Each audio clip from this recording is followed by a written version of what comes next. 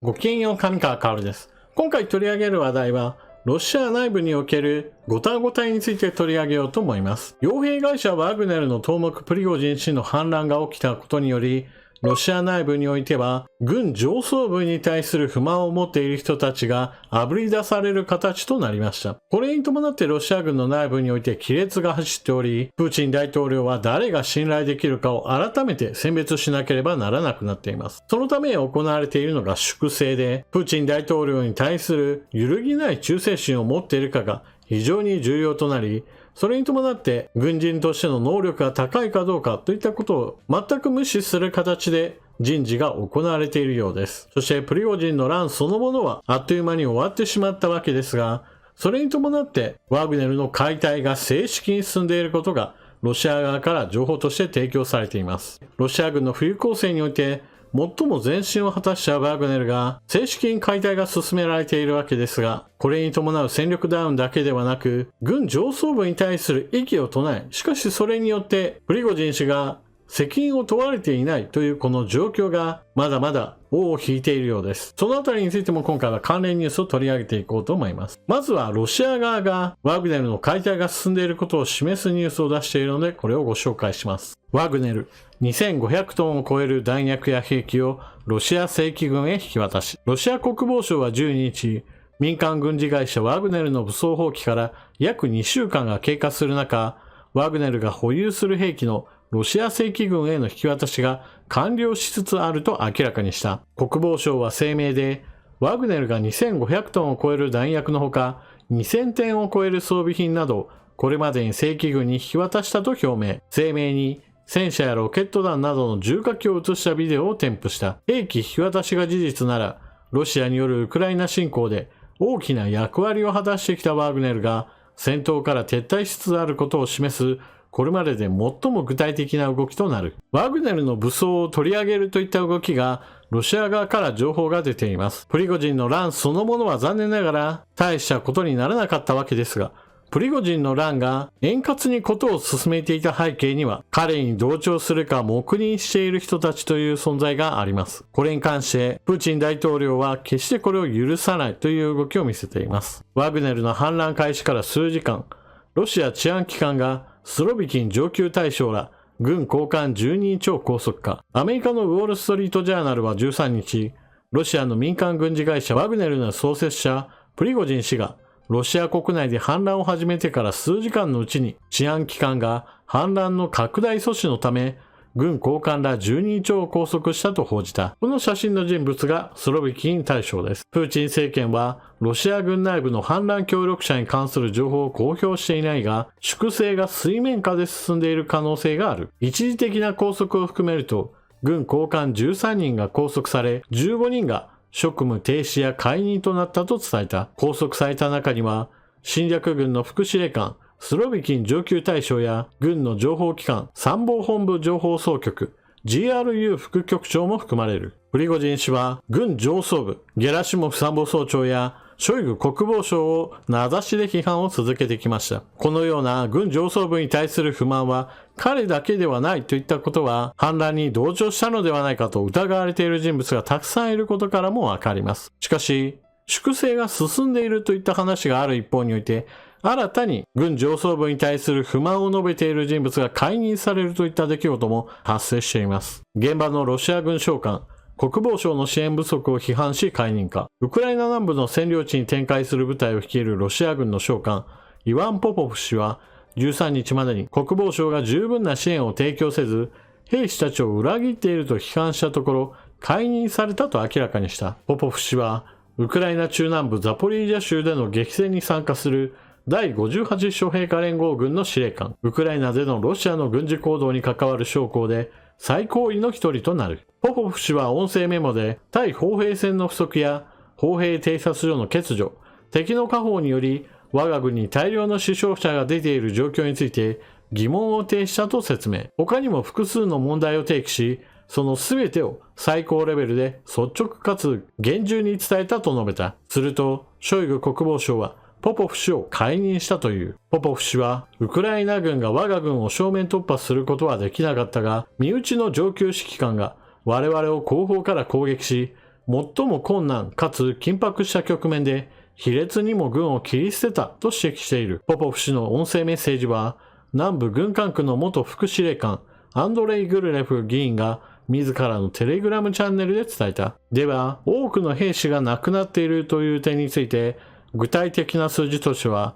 どのようなものが報じられているのでしょうか。ロシア軍の死者4万7000人か、アフガン侵攻の3倍、独立メディア推測。ロシアの独立系メディアメドゥーザは、昨年2月のウクライナ侵攻開始以来、ロシア軍の死者が約4万7000人に上るという推測を発表した。ソ連時代に約10年間続いたアフガニスタン侵攻の3倍、ロシアになってからのチェチェン紛争の9倍だとしている。独立系メディアメディアゾーンや研究者と計算した。重傷者を含めた兵力の損失は少なくとも12万5000人になると見ている。侵攻でのロシア兵の死者について、ロシア国防省の発表は昨年9月の5937人が最後だ。メドゥーザは世論の反発を招きかねないという理由だけでなく、嘘が政権の基本戦略になっていると批判している。まず第一に今回取り上げたワグネルの解体話なのですが、これがロシア側からの発表の情報をもとにしていることから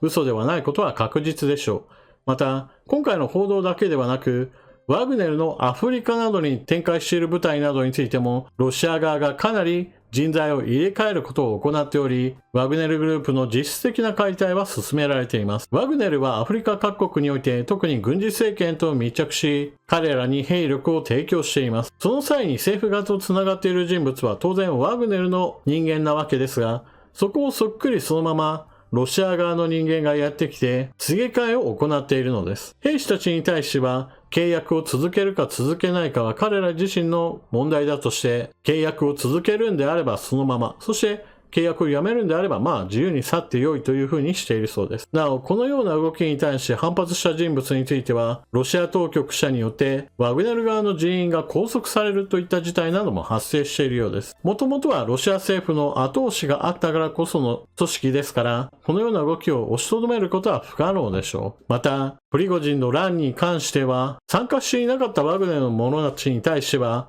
改めて国防省と契約すれば、ロシア軍の正規兵として扱うという話をしていますが、ほとんどの場合、ワグネルの隊員たちは契約をしないことが多いそうです。単純な話として、国防省と契約する際に明らかに給料面で劣り上に、さらには今回の報道でもあるように装備を取り上げられています。装備が取り上げられたということはもしかしたら、ワグネルの兵士であったとしても、人海戦術の一環として突撃を命じられる可能性もあり、これまでよりも劣悪な環境に置かれることを恐れた兵士たちがたくさん出ているのです。そして現在のところ、実際に戦っている現地司令官がまさにそのような訴えを起こして解任されたことも、これまたロシア側からの情報として出てきています。しかも言っていることは、プリゴジン氏の言っていることと全く同じで、軍上層部が必要な物資について渡してくれない。モスクワにいる軍上層部たちは執務室でふんぞり返って現場の苦労を何一つ分かっていないんだという話をしています。結局のところそのような状況は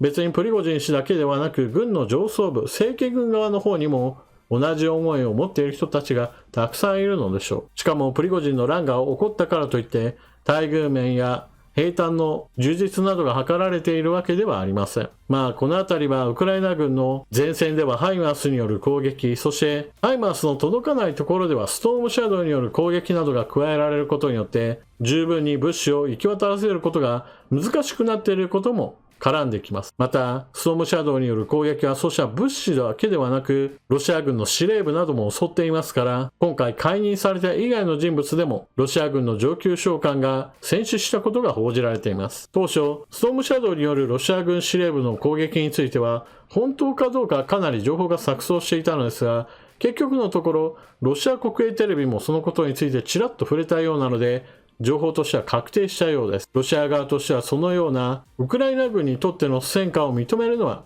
非常に嫌がっていたために、行動それ自体は小さいものの、ウクライナ軍の攻撃は確実に後方地においても打撃を与えています。そして、前線における状況というものが改善されていないがために、兵士たちはたくさん亡くなるし、そのことを訴え出るといったことも少しやりやすくなったのかもしれません。スロビキン大将については拘束され、それ以外の人物などについても同じく更迭され、職務を解かれている人たちも多いようですが、反乱という最も大きな出来事を起こしたプリゴジン氏ですら命を奪われていないことからもわかるように、ある程度そのような不満を訴えたとしても、命までは取られないんだなというのがある意味前例として残ったと言えます。そして現場がどんなに不満を抱えていたとしても、プーチン大統領としてはショイグ国防相やゲラシモフ参謀総長を解任することができません。何しろプリゴジン氏が訴えていたのはまさにその二人を責任者としてクビにしろといった話をしていたわけですから、たとえどんなに現場から不満の声が上がっていたとしても、プリゴジン氏の訴えを認めてしまうことになることから、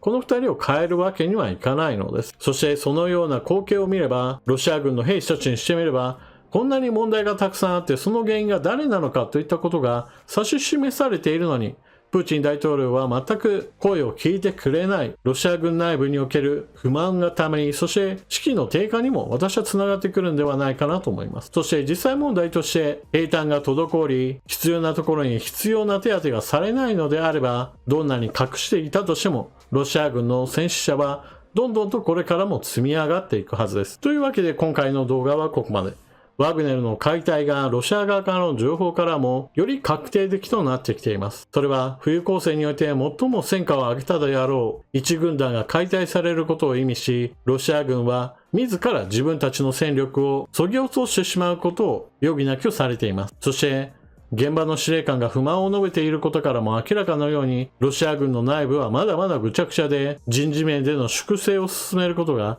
その混乱にまた拍車をかけるようなことになっていると私は思います。皆さんは今回の話を聞かれてどのようなことを思われたでしょうか。ぜひともコメントしていってください。それでは動画を最後までご視聴いただきありがとうございました。チャンネル登録していない方はぜひともチャンネル登録していってください。そして動画を見終わったら評価ボタンのクリックと、面白かったな、参考になったなという方はぜひとも投げ銭機能もご利用ください。それでは次の動画でまたお目にかかりましょう。またね。